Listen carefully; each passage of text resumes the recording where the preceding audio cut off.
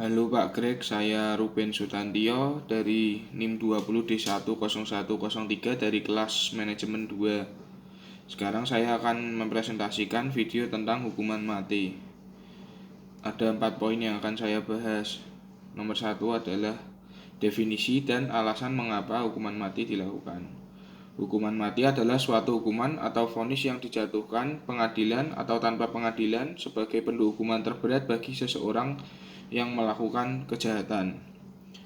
Di tahun 2005, setidaknya 2.148 orang dieksekusi mati di 22 negara termasuk di Indonesia. Mengapa hukuman mati perlu dilakukan? Hukuman mati memberikan tujuan untuk memberikan efek jera bagi pelaku kejahatan. Dari aspek kemanusiaan, hukuman mati perlu digunakan untuk melindungi masyarakat dari perbuatan orang jahat, sehingga hukuman mati memberikan efek jera sehingga untuk mengurangi angka kejahatan di masyarakat.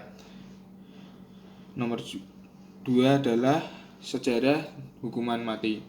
Hukuman mati pertama kali dilakukan keberadaannya di abad ke-18 sebelum Masehi di Babilonia.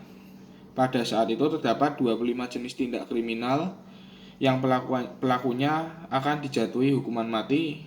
Semenjak saat itu, praktik hukuman mati di setiap negara menjadi bervariasi. Contohnya seperti di Indonesia, hukuman mati dilakukan dengan cara ditembak. Nomor 3. Jelaskan mahasiswa setuju atau tidak setuju terhadap hukuman mati.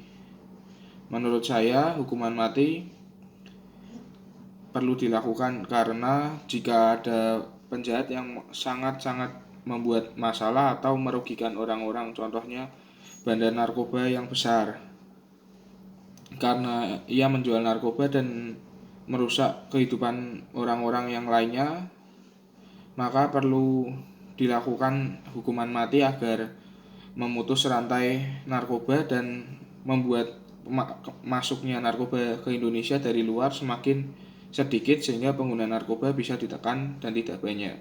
Jadi saya setuju bahwa hukuman mati tetap ada di Indonesia dan setuju tetap hukuman mati diberlakukan.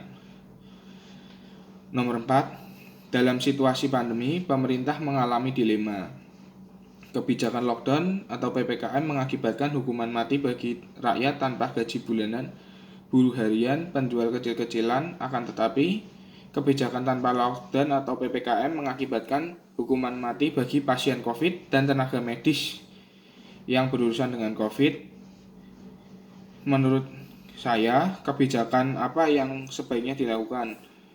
Menurut saya, dalam kebijakan ini harus tetap ada PPKM atau PSBB di COVID-19 ini karena untuk menekan angka COVID di Indonesia.